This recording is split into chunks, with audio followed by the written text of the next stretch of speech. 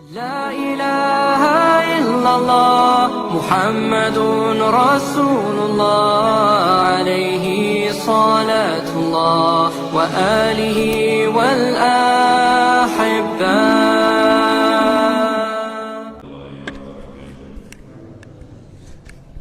Monggo ingkang boten selak mangan, boten selak masak, boten selak umbah-umbah, boten selak jahit, boten selak macul, boten selak kumpul bojo meneh. Kita dherekaken dawuhipun Habib Abdullah bin Alwi Al-Haddad wonten kitab Nasaihud Diniyah. Bismillahirrahmanirrahim. Al-Fatihah. Bismillahirrahmanirrahim. Alhamdulillahi rabbil alamin. Arrahmanirrahim. Maliki yaumiddin. Iyyaka na'budu wa iyyaka nasta'in. Ihdinas siratal mustaqim. Siratal ladzina an'amta 'alaihim ghairil maghdubi 'alaihim waladdallin. Rabbi ighfirli wa liwalidayya wa lil mu'minina amin. Mari kita ikuti kajian tasawuf selanjutnya. Qala Rasulullah sallallahu alaihi wasallam, minasyaqai arba'atun. Qaswatul qalbi, jumudul aini, wal hirsu wa tulul amali. Rasulullah sallallahu alaihi wasallam bersabda, di antara sifat yang menjadikan orang menjadi cilaka. Cilaka itu apa? Cilaka itu apa? Sengsara. Sengsara rak rekoso. Cilaka. Ada 4 sifat yang menjadikan orang cilaka. 1. Kerasnya hati. 2. Bekunya air mata. 3. Gerangsang dalam urusan dunia. 4. Panjangnya angan-angan. Sifat 4 ini ternyata mendatangkan kecilakaan. 1. Kerasnya hati. Kalau ada di muka bumi ini sesuatu yang keras, baja sekalipun bisa luluh dengan api. Tapi kalau hati sudah keras, itu tidak bisa luluh dengan apapun. Maka Rasulullah Shallallahu Alaihi Wasallam memberi peringatan kepada kita, 4 sifat ini jauhilah sejauh-jauhnya. Maka pesan dari Habib Abdullah bin Alwi Al-Haddad, fahtaris min hadhil arba. Jagalah, jauhi 4 perkara ini, yaitu kerasnya hati, bekunya air mata, tidak pernah menangis, ngungseng basa Jawane, ngrangsang di dalam mencari dunia. Orang mencari dunia itu ada yang wajib, ada yang sunnah, ada yang haram, orang kerja itu. Maka berbahagialah kalau kita ini punya kerjaan dan kerjaan itu dalam posisi wajib.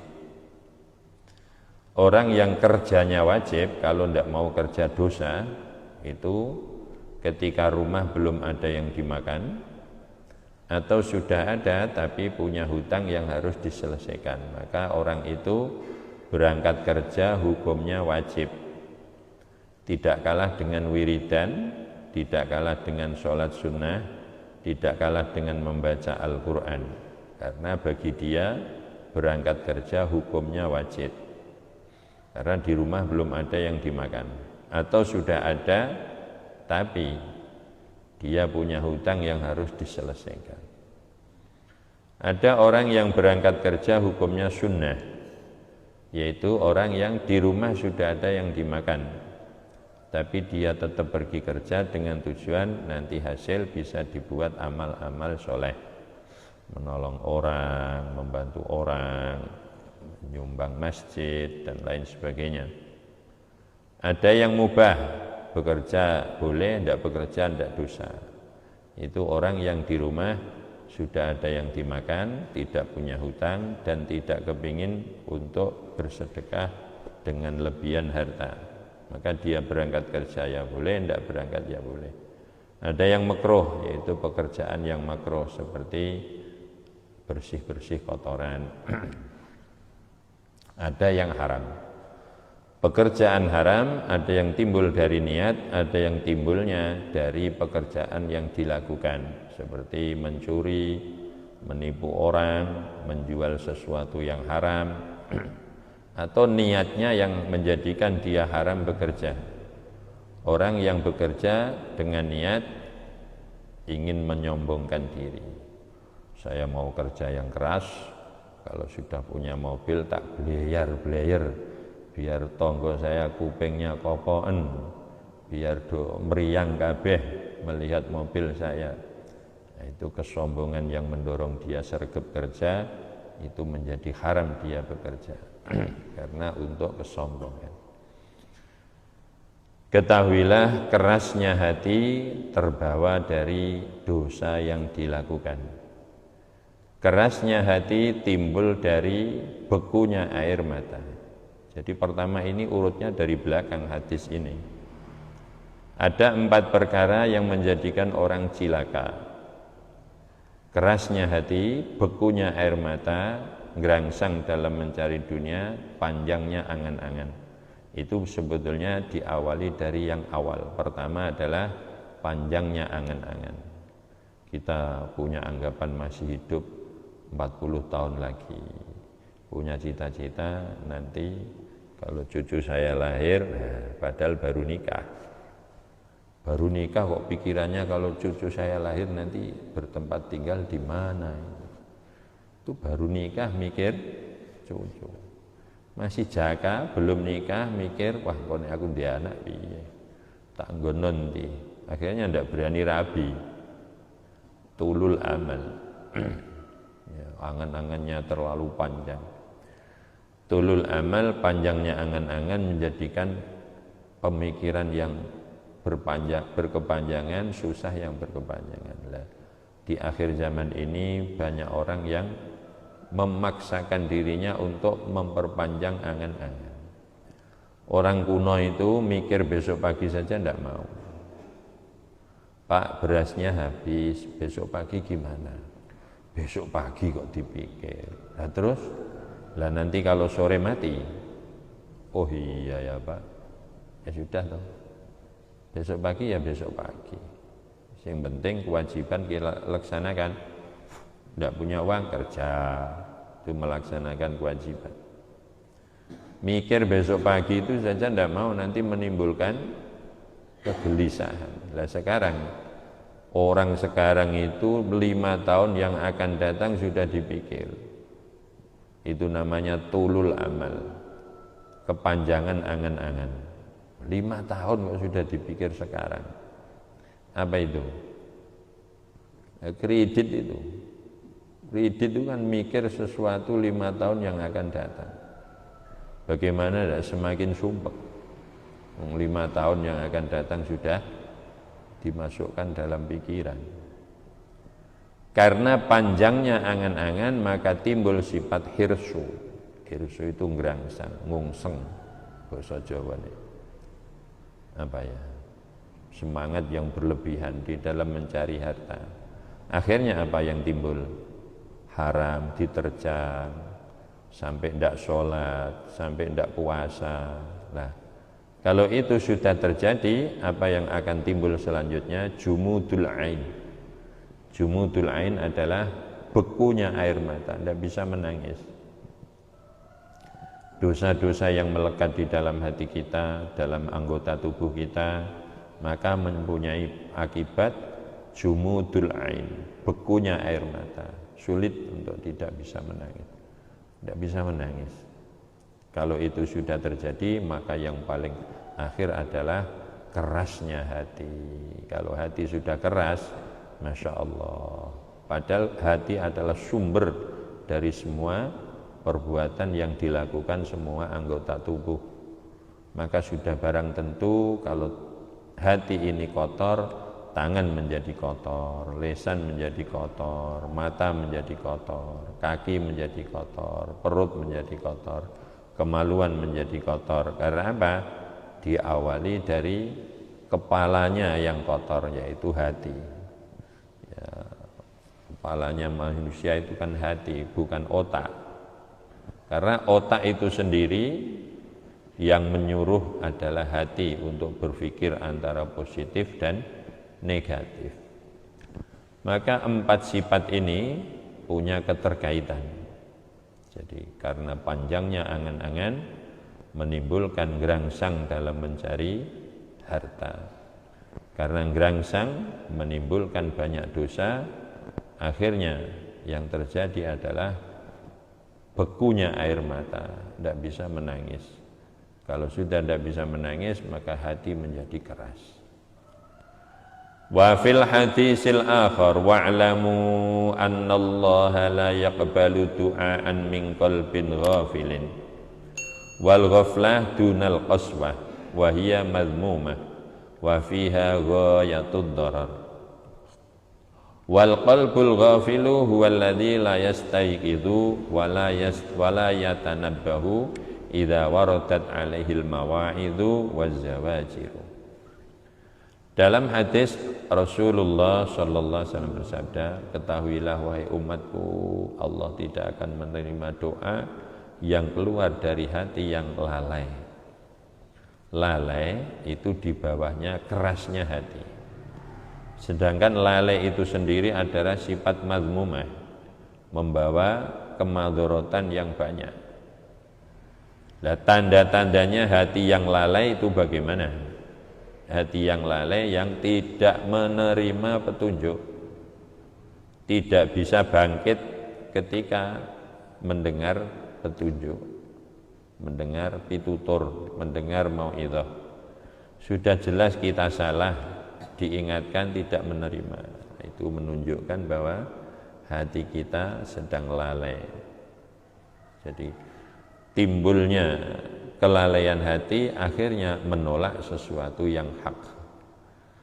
Kalau sesuatu yang hak sudah ditolak, tidak bisa menerima, apa akibatnya? Ya pasti akan terjadi kesalahan demi kesalahan yang akan timbul dari perbuatan kita. Qala Allah Ta'ala wadhkur rabbaka fi nafsika tadarru'an wa khifatan wa dunal jahri minal qawli bil ghuduwi wal asal wa la takum minal ghafilin. Ayat ini dibuka dengan wadhkur rabbaka, ingatlah Tuhanmu. Ditutup dengan wala takum minal ghafilin, jangan sekali-kali kalian ikut pada orang-orang yang lalai terhadap Allah. Adapun macam-macamnya zikir di situ diterangkan di tengah-tengahnya ayat. Wadhkur rabbaka fi nafsika, zikir di dalam hati Allah, Allah, Allah, la ilaha illallah. Zikir yang paling utama adalah hati beserta lisan. Ya, maka ada zikir jahar, ada zikir khafi. Zikir jahar itu penting. La ilaha illallah, la ilaha illallah, al-malikul haqqul mubin, Muhammadur Rasulullah, shadiqul wa'dil amin.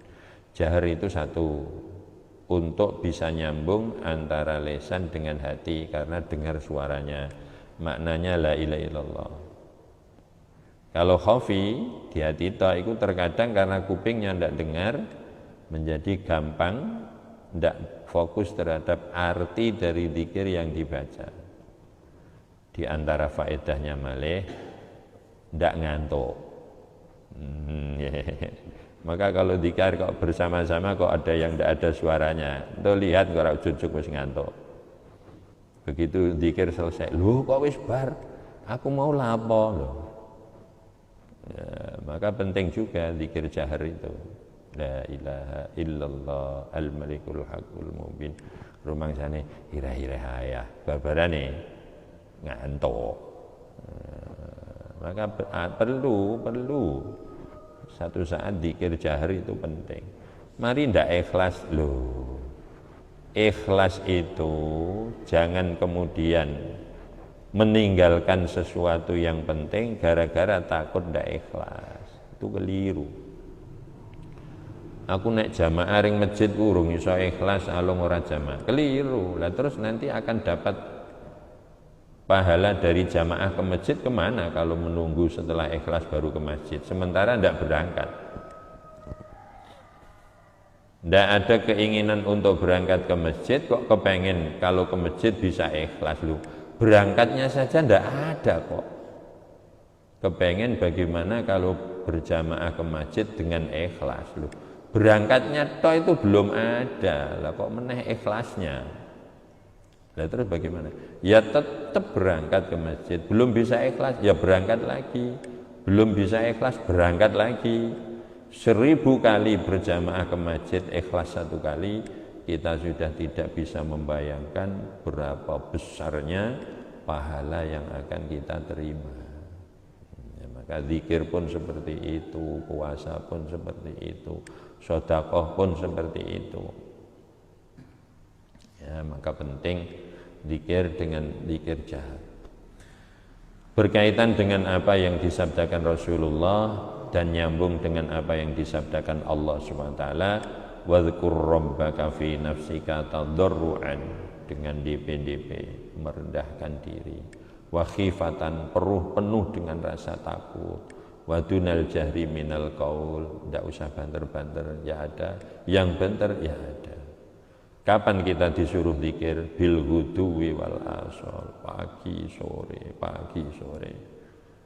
Ayat ditutup wala takum minal ghafilin. Jangan sekali-kali kamu mengikuti orang-orang yang lalai hatinya. Karena apa? Diawali dari lalainya hati, maka Allah pun akan menjadikan kita lalai terhadap selain Allah. Dalam ayat lain, nasullaha fa'ansahum anfusahum. Mereka orang kafir itu lalai, lupa pada Allah. Akhirnya Allah menjadikan dia lupa terhadap dirinya sendiri. Saya itu siapa, di mana, sedang apa, bagaimana, dan nanti akan kemana, itu sudah hilang semua. Lupa dia. Maka penting bagaimana kita untuk selalu kontak batin hati kita, zikir kepada Allah Subhanahu wa ta'ala.